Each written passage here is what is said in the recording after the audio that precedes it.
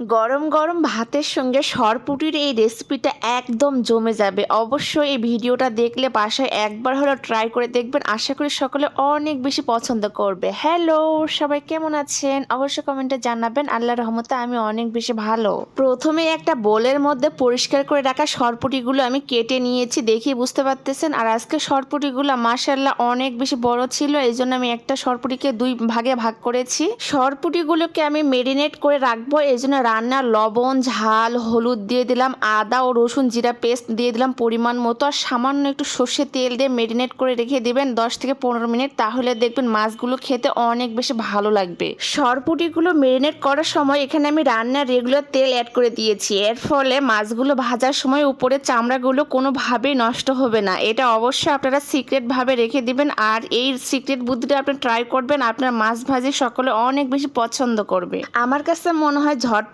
করে সরপুঁটির এই রেসিপিটা বাসায় একবার হলে ট্রাই করে দেখবেন। ছোট থেকে বড় সকলে আপনার এই প্রশংসা করতে বাধ্য হবে। সরপুঁটির এই রেসিপিটা এত বেশি মজার যা অবশ্যই আপনি বাসায় বানাবেন। মোটামুটি 15 মিনিট পর চলে আসলাম, সরপুঁটিগুলো ভালোভাবে মেরিনেট হয়ে গিয়েছে। আর এই পর্যায়ে আমি চুলার উপরে একটা ফ্রাই প্যান বসায় দিলাম। এখানে আমি সর্ষে তেল দিয়েছি, আপনারা চাইলে রান্নার রেগুলার তেল অ্যাড করে দিতে পারেন। তেলটা যখন হালকা একটু গরম হয়ে আসবে তখন মেরিনেট করে রাখা মাছগুলো দিয়ে দিব।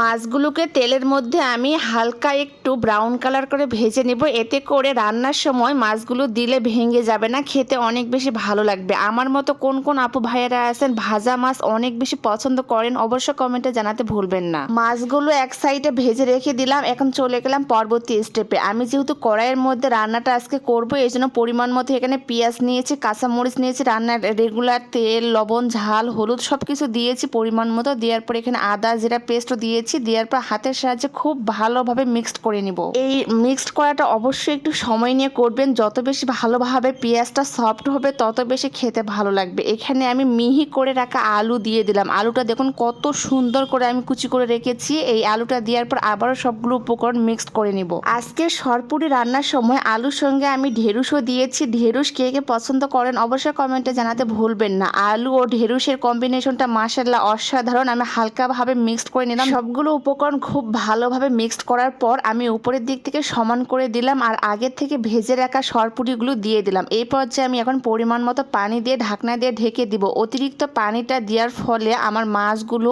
ও আলুগুলো খুব ভালোভাবে কুক হয়ে যাবে। সরপুরির এই রেসিপিটা রান্না করা যত বেশি সহজ, খেতে কিন্তু তার থেকে অনেক বেশি মজার। অবশ্যই বাসায় একবার হলো রান্না করে দেখবেন, সকলে আপনার প্রশংসা করতে বাধ্য হবে। আমার ফুল ভিডিওটি কে কোন জেলা থেকে দেখতেছেন অবশ্যই কমেন্টে জানাতে ভুলবেন না। আর ভিডিওগুলো যদি ভালো লাগে তাহলে অবশ্যই শেয়ার করে পেজের পাশেই থাকবেন।